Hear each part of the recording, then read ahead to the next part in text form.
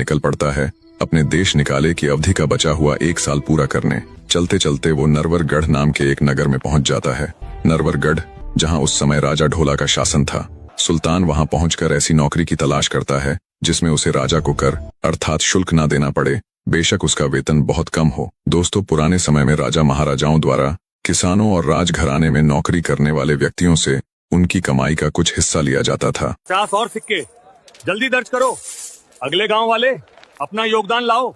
उसी हिस्से को कर यानी अतिरिक्त शुल्क कहा जाता था। तो एक क्षत्रिय होने की वजह से राजकुमार सुल्तान राजा को कर देना अपने धर्म के विरुद्ध समझता था। कर रहित नौकरी के लिए जब सुल्तान ने राजा ढोला के यहाँ काम कर रहे रसोइये और मालियों आदि से पूछा तो उन्होंने बताया, ऐसी नौकरी तो सिर्फ चौकीदारी की ही है जिसमें तुम्हें राजा को कर नहीं देना पड़ेगा। सुल्तान बोला, ठीक है, मुझे मंजूर है।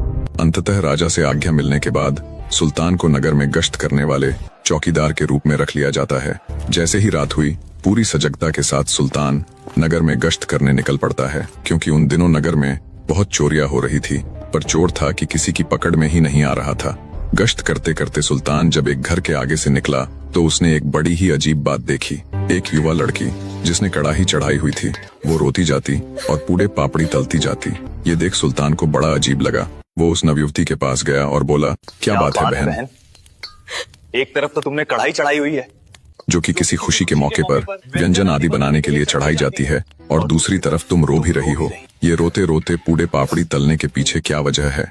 सुल्तान की बात सुन वो नवयुवती अपनी भाभी की तरफ इशारा करते हुए बोली, इन सब की वजह ये है, जिस दिन इसके साथ मेरे भाई का रिश्ता पक्का हुआ था उसी दिन मेरे पिता को दानव की भेंट के लिए जाना पड़ा था, और आज मुकलावे के बाद जब ये पहली बार हमारे घर आई है तो आज मेरे भाई का नंबर है। मेरे भाई के जाने के बाद हमारी तो वंश मेल ही खत्म हो जाएगी। दोस्तों, कहानी को बीच में ही रोककर आपको बताता चलूं कि उन दिनों नरवरगढ़ के बाहर एक दानव रहता था। उसी दानव की भेंट के लिए नगर से हर सप्ताह एक व्यक्ति 2.5 किलो पूड़े पापड़ी और एक बकरी दी जाती थी।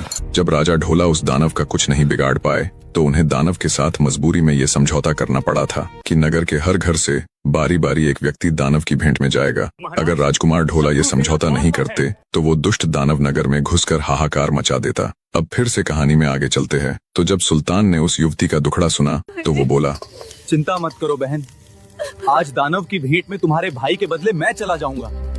जैसे ही तुम्हारे पुड़े पापड़ी तैयार हो जाएं, तुम मुझे उठा देना। मैं राजमहल के बाहर बुर्ज पर सोया मिलूंगा। इतना कहकर जब सुल्तान वहाँ से जाने लगा तब युवती उसे रोकती हुई बोली, नहीं भाई, तुम भी किसी माँ के बेटे और किसी बहन के भाई होगे। मैं अपने भाई के बदले तुम्हें उस दुष्ट दानव के पास मरने के लिए नहीं भेज सकती। पर सुल्तान ने जैसे तैसे उस युवती को मना लिया और महल के बाहर बने बुर्ज पर जाकर सो गया। युवती ने जब 2.5 किलो पूड़े पापड़ी तैयार कर लिए तो वो एक बकरी और पूड़े पापड़ी लेकर राजमहल के बाहर बने उस बुर्ज के समीप आकर खड़ी हो गई जहाँ सुल्तान सोया हुआ था। वो खड़ी खड़ी आंसू बहाती रही, पर उसमें इतनी हिम्मत ना हुई कि वो सुल्तान को नींद से जगा सके, और होती भी कैसे, वो उसे किसी अच्छी जगह थोड़े ही ना भेज रही थी, वो तो उसे मौत के मुंह में भेज रही थी। दूसरी तरफ दानव को जब तय समय पर उसकी भेंट ना मिली तो मारे गुस्से के वो पागल हुआ जा रहा था। जब क्रोधित दानव ने जोर से गर्जना करते हुए चिंगाड़ मारी तब दानव की तेज चिंगाड़ से सुल्तान की आंखें खुल जाती है। देखा तो युवती उसके पास खड़ी सिसक रही है। सुल्तान बोला, अरे बावली बहना, तुमने मुझे उठाया क्यों नहीं? लड़की बोली, अगर मैं तुम्हें किसी अच्छी जगह पे भेज रही होती तो जरूर उठा देती भाई, पर मैं तो तुम्हें मरने के लिए भेज रही हूँ, सो चाहते हुए भी तुम्हें उठाने की मेरी हिम्मत नहीं हुई। सुल्तान जल्दी से वे पुड़े पापड़ी और उस बकरी को ले नगर के बाहर बनी दानव की गुफा की तरफ चल पड़ता है। भूख लगी होने के कारण चलते चलते सुल्तान दानव की भेंट के लिए दी हुई सारी पुड़ी पापड़ी खा जाता है। जब वो उस दानव की गुफा के बाहर पहुंचा तो दानव दहाड़ते हुए बोला, आज इतनी देर क्यों लगा दी? जल्दी से मेरे पास आ, मैं तुझे खाने के लिए बेताब हूँ। भेंट में हुई देरी के कारण दानव का गुस्सा साफ झलक रहा था। दानव से थोड़ी दूरी पर खड़ा सुल्तान बड़ी नम्रता से बोला, दैत्यराज, पहले आप इस बकरी को खा लीजिए और इसके बाद में मुझे। सुल्तान की बात सुन क्रोधित दानव झल्लाते हुए बोला, नहीं, मैं पहले तुम्हें खाऊंगा, जल्दी से आगे आओ। पर सुल्तान ने वही खड़े खड़े फिर से वही शब्द दोहराए, जिससे क्रोधित दानव के सब्र का बांध टूट गया। वो तेजी से सुल्तान की तरफ लपका और उसे उठाकर पूरी ताकत से ऊपर आसमान में उछाल दिया। हवा में फेंका हुआ सुल्तान बोला, हे दादा चकवा बेन, तेरी दुहाई, दया करना। उसके इतना कहते ही उसके स्वर्गीय दादा चकवा बेन का चक्र चल पड़ा, जिससे सुल्तान बिना किसी चोट आदि के बहुत ही आराम से धरती पर उतर जाता है। ये देख घोर आश्चर्य के साथ दानव सुल्तान से बोला, कौन हो तुम? मुझे अपना परिचय दो। दानव के पूछने पर उसे अपना परिचय देता हुआ सुल्तान बोला, मेरा नाम सुल्तान है। मैं कीचकगढ़ के राजा मैनपाल का पुत्र और स्वर्गीय दादा चकवा बेन का पौत्र हूँ। जब दानव ने सुल्तान का परिचय सुना तो मारे भय के उसके पसीने छूट गए। घबराया हुआ दानव सुल्तान से बोला, हे भले मानुष, मेरी मृत्यु चकवा बेन के पौत्र के हाथों लिखी है। ये जानने के बाद जिस दिन तुम्हारा जन्म हुआ था उसी दिन मैंने कीचकगढ़ छोड़ दिया था। हे मनुष्य, आज मेरी जान बख्श दो, मैं यहाँ से बहुत दूर चला जाऊंगा। दानव की बात सुन सुल्तान बोला, दुष्ट दानव, मेरे पैदा होने से पहले कीचकगढ़ में न जाने कितने ही घरों को तुम्हारे कारण ताला लगा होगा और कितने ही घरों को यहाँ नरवरगढ़ में भी ताला लग चुका है। अगर आज मैं तुझे जिंदा छोड़ दूंगा तो ना जाने आगे भी कितने ही बेकसूर लोग तुम्हारा भोजन बनेंगे। इतना कहते हुए सुल्तान ने फिर से अपने दादा चकवा बेन का नाम लिया। हे दादा चकवा बेन, तेरी दुहाई। इस धूर्त दैत्य का नाश कर दीजिए। सुल्तान के इतना कहते ही दादा चकवा बैन के चक्र चलने लगे।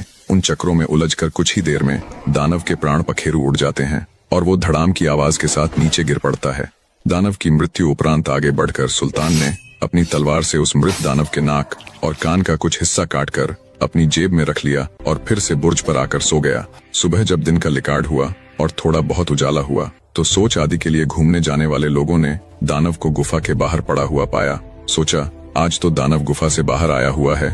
मारे डर के वे वहां से भाग खड़े हुए। उसके शरीर में कुछ भी हलचल ना देख कुछ बुद्धिमान व्यक्ति पास गए तो देखा दानव तो मरा पड़ा है। किसी ने सोच के लिए लाया हुआ लौटा तो किसी ने गिलास फेंक कर दानव को दे मारा और ये चिल्लाते हुए नगर की तरफ दौड़ पड़े कि मैंने दानव को मार गिराया, मैंने दानव को मार गिराया। सोचा राजा खुश होकर उन्हें बहुत बड़े इनाम से नवाजेगा। दानव के मरने की खबर मिलने पर राजा ढोला ने तुरंत राजसभा बुलाई। सभा में मौजूद नगर का हर कोई व्यक्ति ये दावा कर रहा था कि उसने दानव को मारा है, उसने दानव को मारा है। मैंने दानव को मारा, मैंने दानव को मारा। उनकी बात सुन राजा ढोला बोला, तुम में से ही किसी ने दानव को मारा है तो उसके नाक और कान का कटा हुआ हिस्सा भी जरूर तुम्हारे ही पास होगा। राजा के ये कहने पर सबकी बोलती बंद हो गई। तब राजा ने मंत्री को हुक्म दिया, पता लगाओ कल दानव के पास जाने वाली भेंट में किसका नंबर था। पता करने पर मालूम हुआ कि कल तो फलां साहूकार के लड़के का नंबर था। राजा के कुछ सैनिक उस साहूकार के घर गए और उसके लड़के को अपने साथ राजमहल ले आए और उसे राजा के सामने हाजिर किया। राजा बोला, क्या वो तुम थे जो कल दानव के पास उसकी भेंट के रूप में गए थे? साहूकार का लड़का बोला, हाँ महाराज, नंबर तो मेरा ही था, पर मेरी जगह नगर का नया चौकीदार दानव की भेंट गया था। क्या?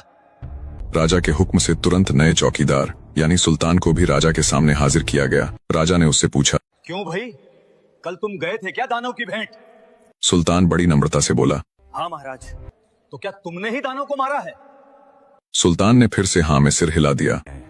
तो फिर दानव के नाक और कान का वो हिस्सा भी तुम्हारे पास जरूर होगा। राजा के ये कहने पर सुल्तान ने जेब से दानव के नाक और कान का कटा हुआ वो हिस्सा निकालकर राजा को दिखा दिया।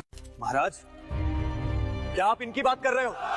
सुल्तान के द्वारा मृत दानव के नाक कान का हिस्सा दिखाए जाने पर राजा ढोला उसकी वीरता से बड़े प्रभावित हुए। पूरे राजदरबार में तालियों की गड़गड़ाहट के साथ सुल्तान का सत्कार किया गया। राजा ने उसे इनाम के तौर पर बहुत सी सोने की मोहरें दी। जब रानी मारू को ये खबर मिली, महारानी जी, क्या आपको पता है हमारे राज्य के नए चौकीदार ने उस दुष्ट दानव को मार गिराया?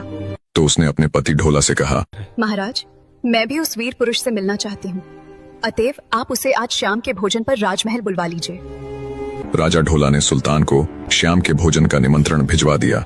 मुझे ये बताते हुए अत्यधिक प्रसन्नता हो रही है कि जो दर्शक गण सिर्फ लॉन्ग वीडियो में ही रुचि रखते हैं, उनके लिए आगे से हर दूसरे या तीसरे दिन मनोरंजन का छोटा सा डोज अर्थात कहानी का 10 से 12 मिनट का भाग मिला करेगा। अंत तक जुड़े रहने के लिए आपका तहे दिल से धन्यवाद। बहुत जल्द मिलते हैं कहानी के अगले भाग के साथ। तब तक कहानी के ऊपर अपनी राय जरूर दीजिएगा।